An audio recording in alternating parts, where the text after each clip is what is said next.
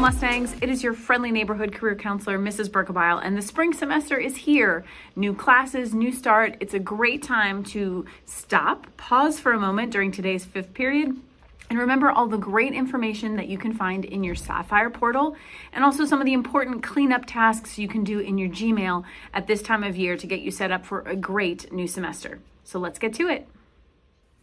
So here we have our imaginary student, Stella Lerner. She's not a real student. She's just made up so that we can take a look at her things. So some of the things you see here won't look quite the same as your profile, but most of it's pretty close. Here you see the announcements. This will change depending on what time of year it is and when you're watching this video, but there's a place to possibly request a transcript, make an appointment with your counselor, different bell schedules and announcements. So this is a great place to look for info at any time of year that's up to date and coming straight from the main office. Also in this center section, you'll see quick looks at several things, your graduation progress, any forms that might be due. Stella has a lot of forms due because she's not a real student, so she never handed in those forms from the beginning of the year. You'll also see a quick snapshot of recent attendance, discipline, and maybe any fees. For some reason, she owes some money. Again, this center section's a quick snapshot of recent information, but off to the left in these menus is where you'll find a lot of really in-depth important information. Some of this you may have already looked at the beginning of the year, like student information. This may be where you found out who your homeroom teacher was, or your bus information. Every summer you can look here to see your bus number, your bus stop, and time. This is a great place to look for that info over the summer. Another section that you might use very infrequently is the next section where you change student data. That would be actually more of a parent through their portal. If you have a new phone number or your parent has a new phone number, you get a new address. This is a place you can come in Sapphire to update that. There's also these student forms. Again, that's more important at the beginning of a year where you would hand in a lot of these forms. But you can also see things like if your bus needs to be changed or you're going on an educational trip or absence, this is a place where you can submit those forms as well.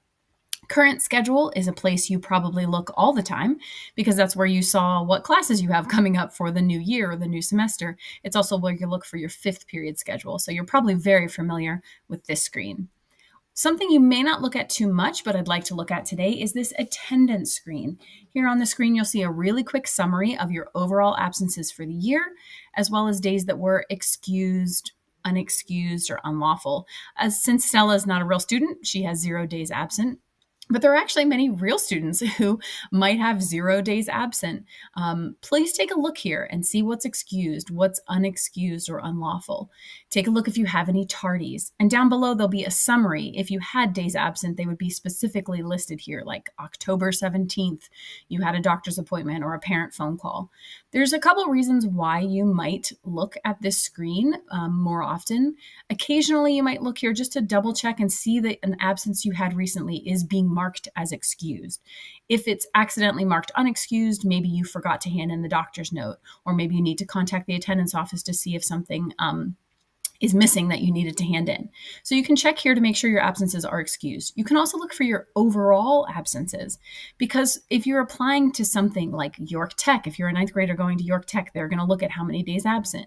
If you're in 10th, 11th, 12th grade, maybe you're applying for a job, maybe a scholarship, maybe you want a special senior program like apprenticeships or a step ahead or early grad. The number of days you've had absent in the previous year is a part of your application for that. And sometimes there's really strict limits about how many days you're allowed to be absent. So especially as you get up into the higher grades, sophomore, junior year, please pay very close attention to your number of absences. Because again, being absent too much might mean you're not eligible for something like early grad or work release. This discipline tab, hopefully for everyone, says this exactly: no incidents to show. That's the best case scenario. But if you have had hopefully a minor discipline incident, you'd see it listed here, the date as well as the incident code. Everyone here should be shooting for this exactly, this screen that's blank with no incidents to show. But if you've had 1 or 2 incidents, as I said, now's a good time to move forward and shoot for having a blank screen in the future. Graduation progress is where I want to spend a good chunk of time.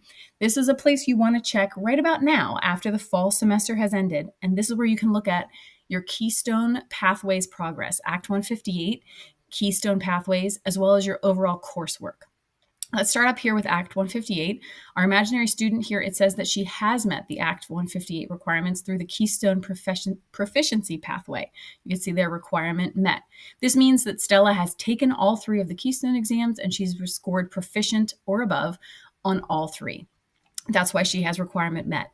If you haven't taken all the exams yet, it might say in progress here. Most 9th and 10th graders, it probably says in progress because you still are taking some of these exams.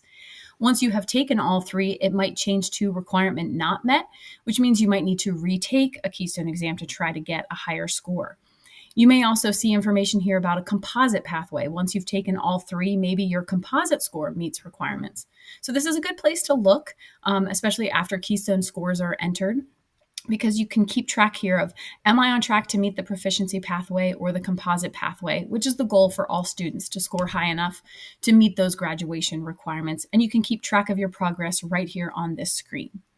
But outside of the Act 158 pathway, the Keystone exam pathway, this screen is also excellent for keeping track of your overall coursework.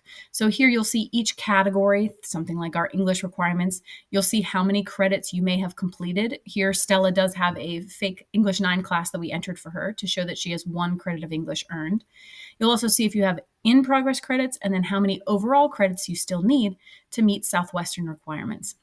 And you can scroll through and see all the different categories that are required for graduation, how many math credits you have earned, how many are still in progress or in the current year.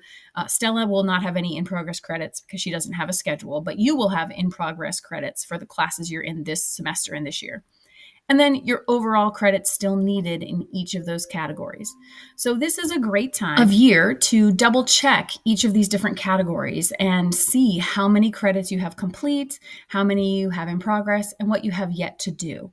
Down near the bottom, as you scroll through each category, you'll also see that there is a summary at the bottom, a summary of all your credits. Stella has just 4 imaginary credits that she has completed. You would see perhaps 4 completed and also your spring classes yet to come in progress. And you'll see your overall credits earned in progress and then what's left. In this case, Stella still needs 24 credits to get to the total of 28 to graduate.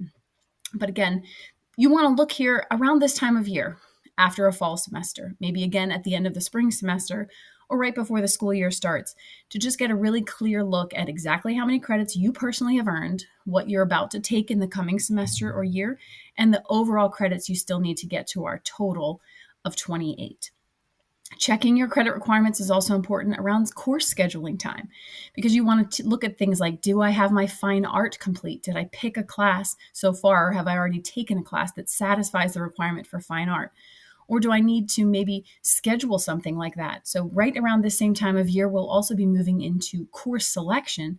So things like practical art or business, how many more math credits do I need? How many credits do I need of all these different categories is a question you're going to be asking yourself. And you can answer that question right here on this screen, this graduation progress screen. You can double check your keystones, you can double check your coursework, and you can find out, what do I need to schedule for next year to make sure I'm on track to meet all my graduation requirements and for my future plans. It's just a good place to come look, again, just a few times a year. You're not going to need to look at this every week or even every month. Just at these key times of year when you're reviewing your credits and planning for your next school year. The last thing we're going to take a look at in Sapphire today is the reports section. That's on the bottom over here on the left. And this is where you can find your report cards and transcript. For report cards, you'll see every report card that you've had since you've been in Southwestern School District, even elementary school. But your most recent report card will always be at the top. Under transcript, every student will only ever have 1 document at a time here. 1 document which is updated each semester.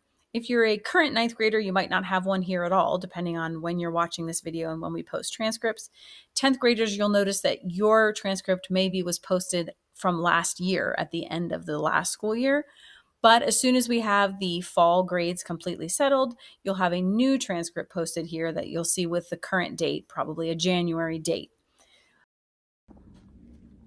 So there's just a quick refresher of all of the excellent information in your Sapphire Portal. It's so much more than just your 5th period scheduler. You can be looking at your attendance, making sure that all of your attendance information is up to date and your days absent are not too high.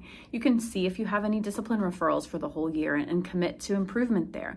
You can look at your own graduation progress, really important this time of year as we're getting ready to kick off course selection for your next school year. And of course, you can get your report cards and your overall transcript in the portal. So after this video is done, you're going to take some time to go into Sapphire and click around a little bit. Look at those screens that you don't see all too often, but they're really great to look at right now as we start a new semester.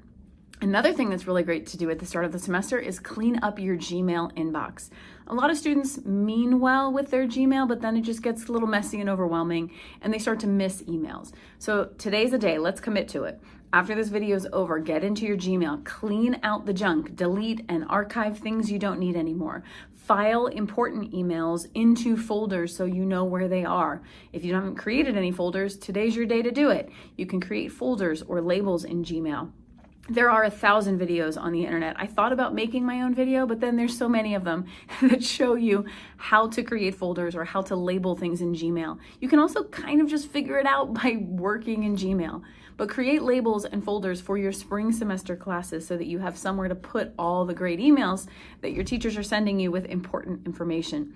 And create a label or folder for the Career Center, for my Day 6 emails and for my announcements, so you always can go back and find something if you know I sent you something, but you're not sure where it is. If you make a folder or a label, you'll be set to go. So Mustangs, today is a great day to clean out your Gmail, to explore your Sapphire Portal, and to get yourself all set up for an excellent spring semester. You've got this.